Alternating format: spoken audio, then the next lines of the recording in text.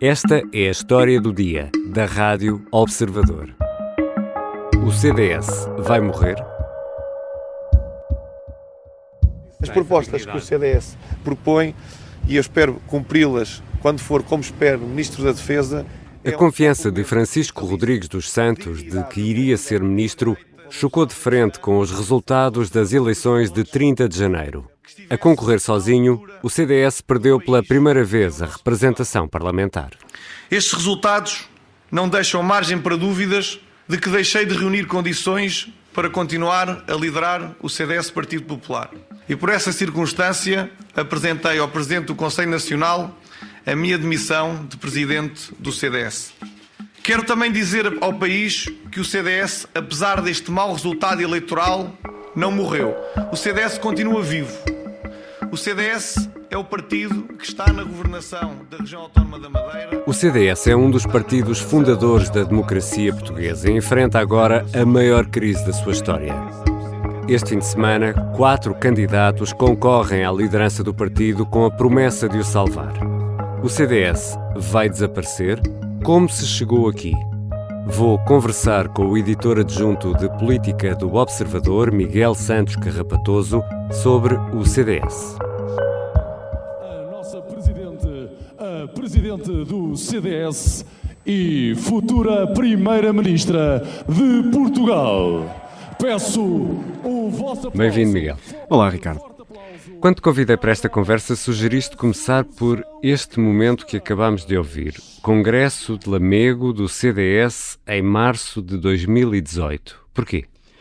Porque este congresso mostrou uma Assunção Cristas e um partido a acreditarem de facto que podiam ser pela primeira vez na história da democracia um partido de poder, a primeira escolha dos eleitores à direita. Isto foi há 4 anos. Há 4 anos o CDS e a Assunção Cristas acreditavam que podiam ser a primeira escolha dos eleitores de direita. 4 anos depois o CDS desapareceu do Parlamento. Este período mostra que o partido, já com ameaças à sua direita, vivia numa outra realidade e não soube perceber e antecipar os riscos destes desafios que se colocavam. Essa fase mais eufórica que começou nas autárquicas com o resultado de Cristas em Lisboa em 2017 tem um primeiro balde de água fria com as eleições europeias em maio de 2019.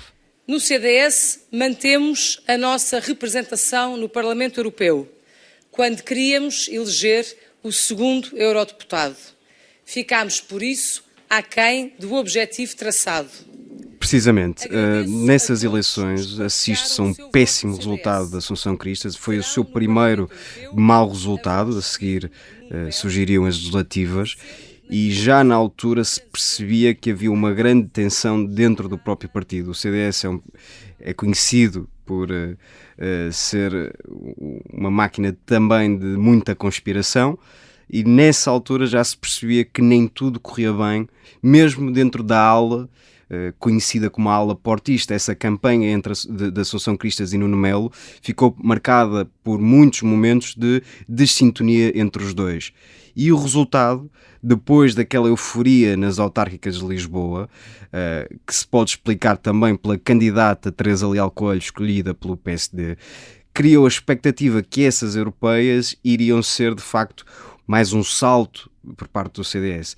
E até foram feitas escolhas muito ambiciosas. Pedro Mota Soares, por exemplo, saiu do Parlamento para ser candidato europeu e, com este resultado nas europeias, não só começa a fricção dentro da chamada ala portista, como se perde também um quadro que era Pedro Mota Soares.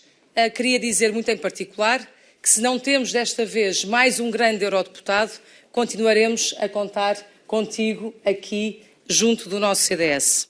E nessa noite da derrota, Assunção Cristas tem uma frase que ficou dessa noite, dizendo que compreendemos bem o sinal que os eleitores nos quiseram dar. Vamos saber a seguir que não compreendeu de todo.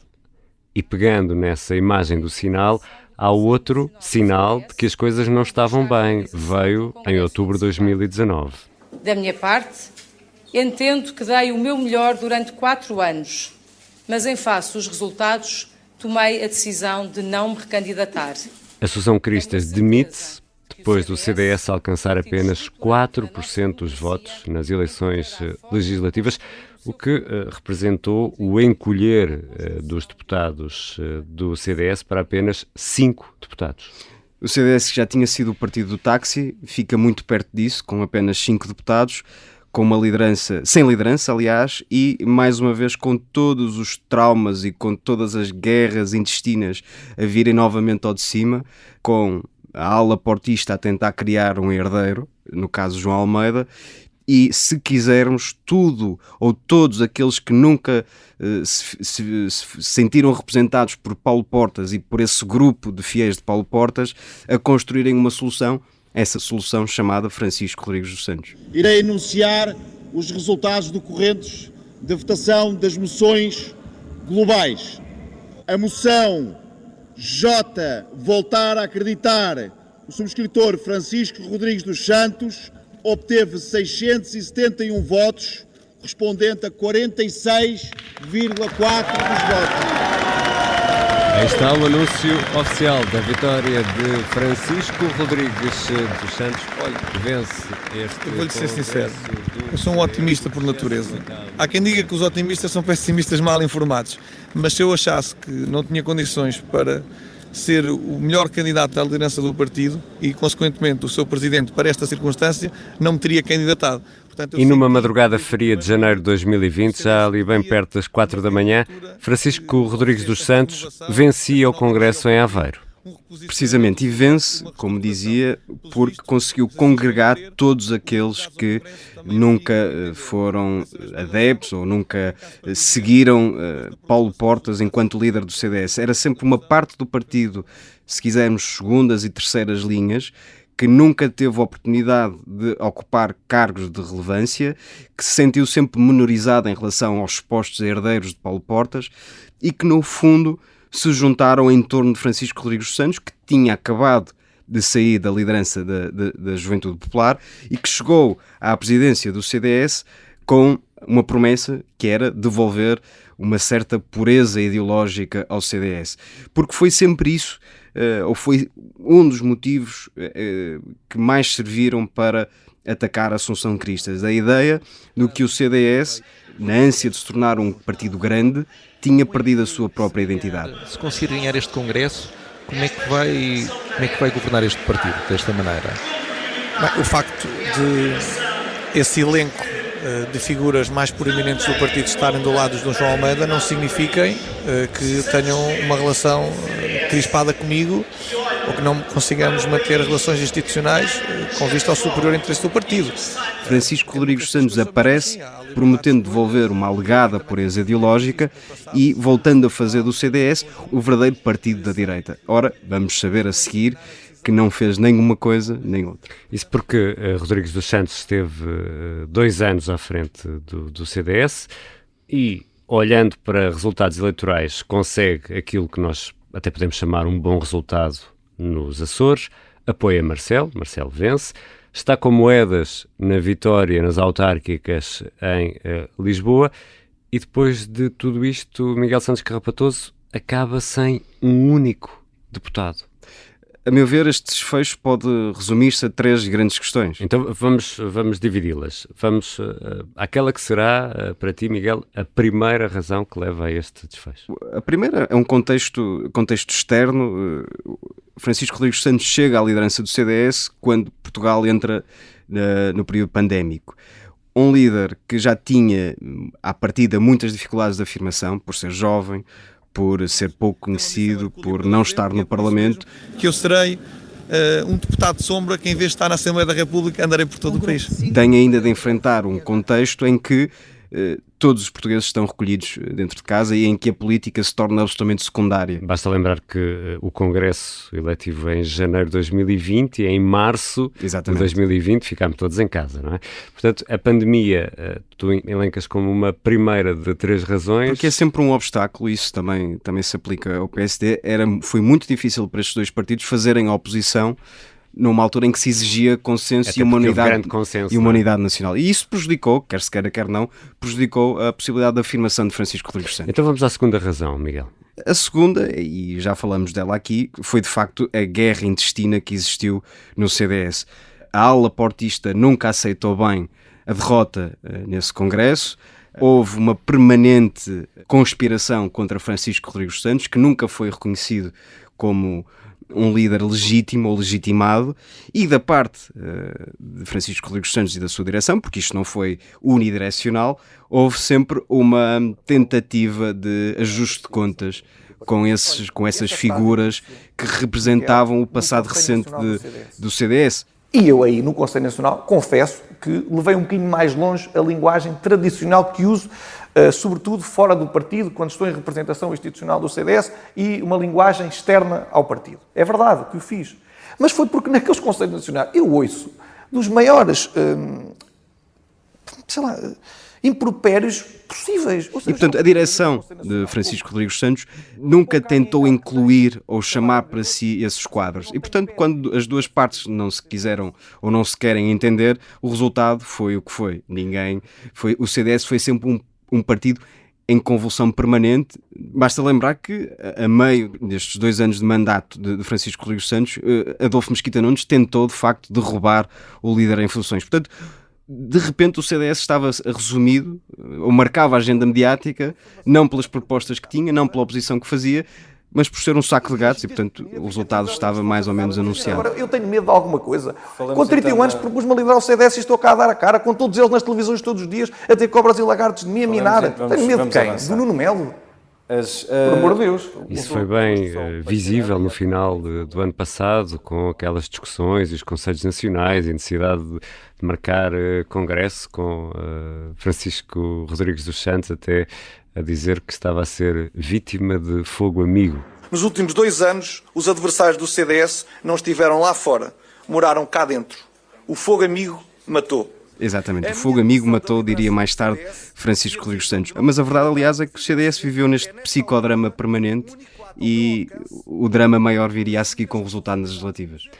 Vamos então a contas. Dizes que há 3 razões: a guerra interna, a pandemia. Qual é a terceira razão para este, eu não vou usar outra palavra, vou usar mesmo esta, descalabro do CDS? A terceira razão, e já muita gente perspectivava que isso se colocasse no horizonte do CDS, é que o CDS perdeu utilidade, o CDS perdeu razão de ser, quando à sua direita nasceram Iniciativa Liberal e Chega.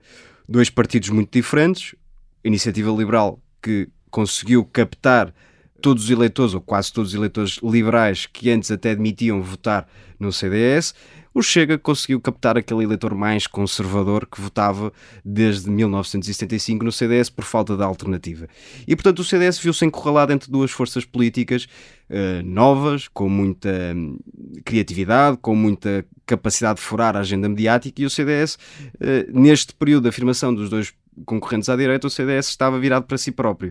E, portanto, Francisco Rodrigues Santos, aqui mais uma vez, não sendo o único responsável por este descalabro, o facto de se ter permitido, ou de ter procurado sempre, procurar uma certa pureza ideológica do CDS, fez com que o CDS deixasse de falar para ninguém, para absolutamente ninguém, quando à sua direita havia 2 partidos a concorrerem e a disputarem finalmente eleitorado que votava tradicionalmente no CDS. Aqui senta-se aquela prima modernaça, ateia, que é uma profissional liberal de sucesso. E nem aqueles vídeos usados na campanha eleitoral conseguiram recentrar o discurso e trazer esse discurso para o CDS. Sim, Francisco Rodrigues Santos fez toda uma campanha contra os primos mal comportados e moderninhos, dizia ele. Os eleitores preferiram votar nos primos mal comportados e na prima moderninha, palavras de Francisco Rodrigues Santos, do que votar num partido que não se percebia exatamente o que era. O CDS reúne-se em congresso, em Guimarães. Nuno Melo é, entre os 4 candidatos, diria, o mais forte entre todos estes candidatos. Será Miguel Santos Carrapatoso o homem certo, nesta altura, que tenta salvar o CDS? Nuno Melo teve uma primeira oportunidade de chegar a líder do CDS, ainda na sucessão de Paulo Portas. Foi público que Nuno Melo e Assunção Cristas, na altura, debateram essa questão. Nuno Melo preferiu afastar-se, deixar Assunção Cristas quase que herdar o partido. Nuno Melo olhando para todos os quadros do CDS, aqueles que ainda permanecem no CDS e na política ativa, é de facto o rosto mais conhecido e aquele que tem pelo menos uma capacidade de furar a agenda mediática mais evidente. Se é o homem certo, se representa uma novidade, se conseguirá trazer esse rasgo que falta ao CDS, não sabemos, ninguém saberá. Se vai ser mais combativo, é isso, não tenho dúvidas que será mais combativo que Francisco Rodrigues Santos, até porque faz parte do estilo de Nuno Melo. Nuno Melo chega muito facilmente à comunicação social, coisa que Francisco Rodrigues Santos não conseguia, e já tem um percurso político que fala por si, já está na primeira linha de combate há imenso tempo. E eu não tenciono perder um segundo a falar do passado, não tenciono gastar um minuto a fazer ajustes de contas. E, portanto, neste momento é aquele que reúne as melhores condições para este momento do CDS. Se terá sucesso ou não, ninguém sabe dizer. E aqui chegados, Miguel, vamos à grande pergunta. A pergunta que fazíamos na abertura deste episódio. Ainda há salvação para o CDS? Não sei. Acho que ninguém sabe. E é a resposta mais humilde que podemos dar e devemos dar. O que me parece é que mesmo com o Nuno Melo, e basta olhar para a moção que apresentou, continua por responder àquela questão que eu levantei há instantes. Para que é que serve o CDS? Com a Iniciativa Liberal de um lado, com o Chega do outro, com o PST partido aglutinador sempre num patamar diferente destes três, para que é que serve o CDS? Quem é que serve o CDS? Quem é que representa o CDS? Nuno Melo apresentou uma moção bastante completa, os outros candidatos também têm as suas próprias ideias, mas até ver, ninguém conseguiu dar esta resposta simples. Para que é que serve o CDS? Quem é que o CDS quer representar? Não me parece que se vá cair no erro, se Nuno Melo vencer as eleições, não me parece que vá cair no erro de tentar procurar uma pureza ideológica. O próprio já manifestou que quer fazer do CDS a casa dos liberais, democratas cristãos, conservadores, mas é preciso ideias, é preciso propostas, é preciso rasgo, e é verdade que sem estar no Parlamento, com a Iniciativa Liberal, Chega, muito ativos, com o PSD também a lutar com os seus próprios problemas e desafios, e com vontade de afirmação, Nuno Melo terá aqui uma janela de oportunidade muito curta, se vencer as eleições. Estamos a partir do princípio que Nuno Melo vence, mais uma vez, porque é o candidato em melhores condições, teoricamente. Mas qualquer outro líder do CDS, seja Nuno Melo ou outro, terá sempre este desafio. Como fazer do CDS relevante?